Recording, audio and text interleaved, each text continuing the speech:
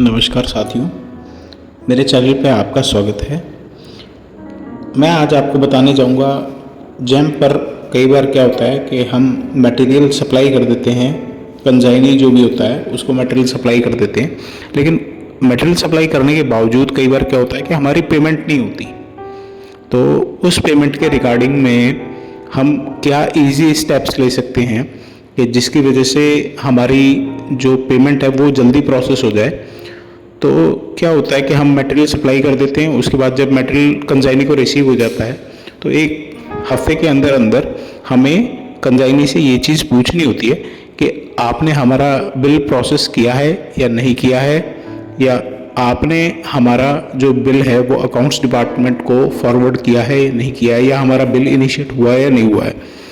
ये चीज़ आप अपने जेम आईडी पर जा कर के भी चेक कर सकते हैं कि क्रैक आपका जनरेट हो गया है या नहीं हुआ है।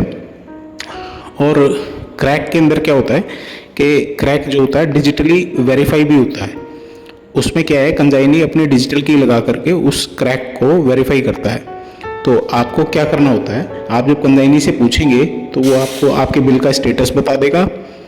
कई बार क्या होता है कि हमारा पेमेंट नहीं होता है, उसके पीछे कुछ रीज़न होते हैं। कई बार हमारा जीएसटी का डिटेल उसके अंदर शो नहीं करता है बिल के साथ में, या हो सकता है कि डिक्लेरेशन अपलोड ना होने की वजह से कई बार हमारा पेमेंट नहीं होता है, बिल हमारा रिटर्न चला जाता है कंजाइनी को अकाउंट डिपार्टमेंट की तरफ से।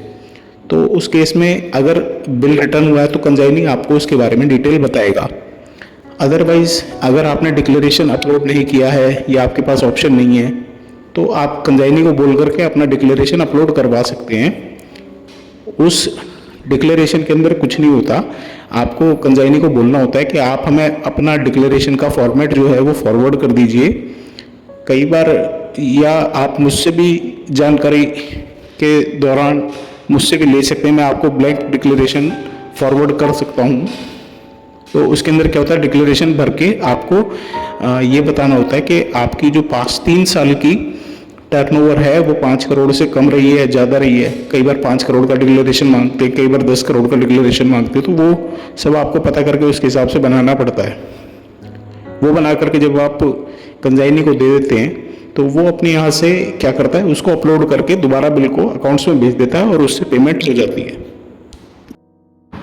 जेम पेमेंट से रिलेटेड और अन्य प्रकार की जानकारी प्राप्त करने के लिए आप मेरे इस चैनल को फॉलो कीजिए, वीडियोस को लाइक कीजिए और कमेंट सेक्शन में आप जा करके अपनी क्वेरी भेज सकते हैं मुझे, जिनका मैं रिप्लाई वीडियो बना करके आपको जल्द से जल्द प्रदान करने की पूरी कोशिश करूँगा। धन्यवाद।